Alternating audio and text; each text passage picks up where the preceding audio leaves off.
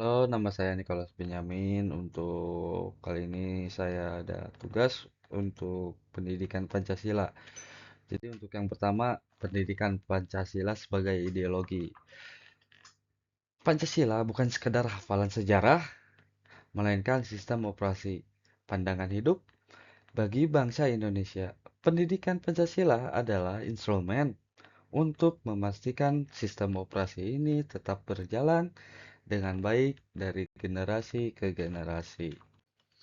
Satu, untuk makna Pancasila sebagai ideologi bangsa, yang pertama yaitu ideologi berasal dari kata idea atau yang disebut gagasan, konsep, dan logos, ilmu.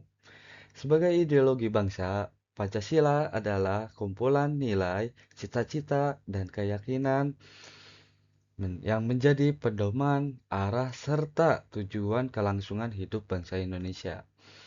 Dalam konteks ini, Pancasila memiliki sifat sebagai ideologi terbuka.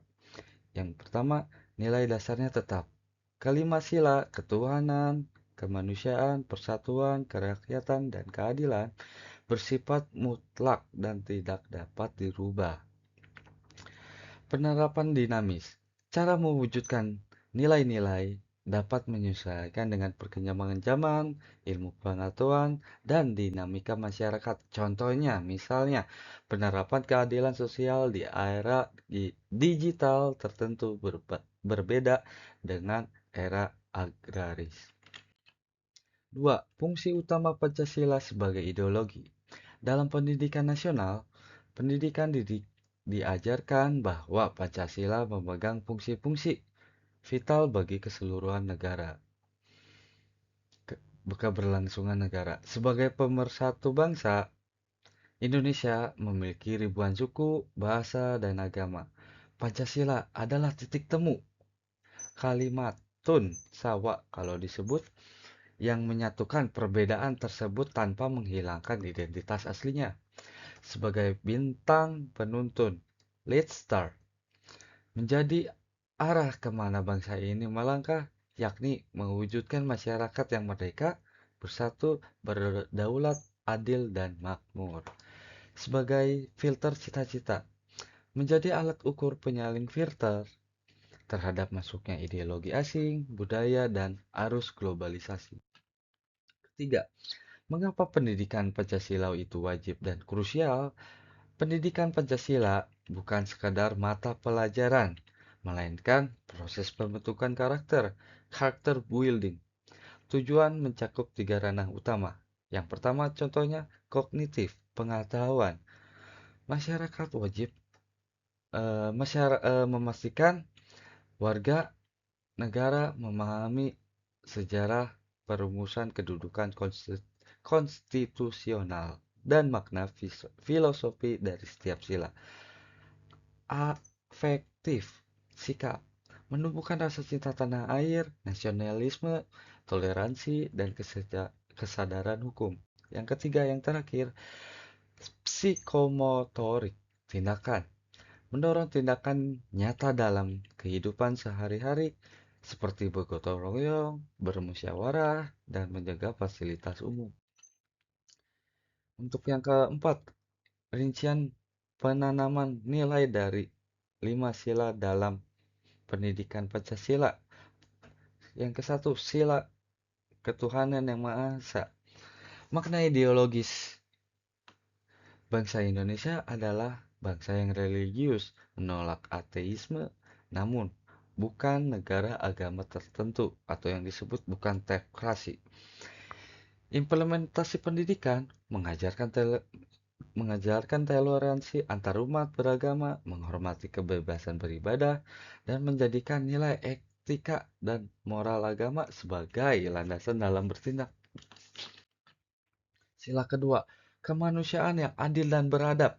Makna ideologis ini adalah menjunjung tinggi hak asasi manusia atau yang disebut HAM dan menolak segala bentuk penindasan atau penjajahan.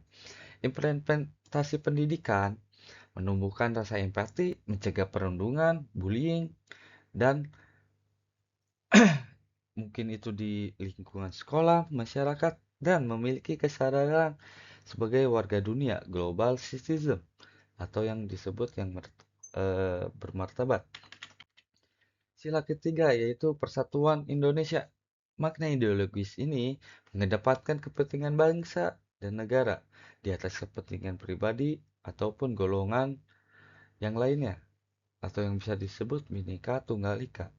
Implementasi pendidikan adalah menghilangkan diskriminasi ras, suku, atau daerah, mengajarkan kebanggaan menggunakan produk dalam negeri, dan menjaga nama baik bangsa. Sila keempat, kerakatan yang dipimpin oleh hikmat dan kebijaksanaan. Makna ideologis ini adalah sistem demokrasi khas Indonesia yang berlandaskan kekeluargaan, bermusyawarah untuk mufakat. Bukan sekadar hanya untuk menang suara terbanyak.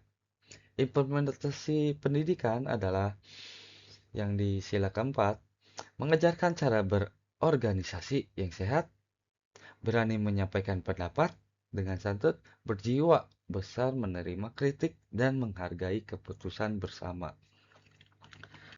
Dan untuk yang sila yang kelima, keadilan sosial bagi seluruh rakyat Indonesia. Makna ideologis ini adalah tujuan akhir dari negara ini adalah kemakmuran dan pemerataan bagi semua, bukan hanya untuk segelintir elit.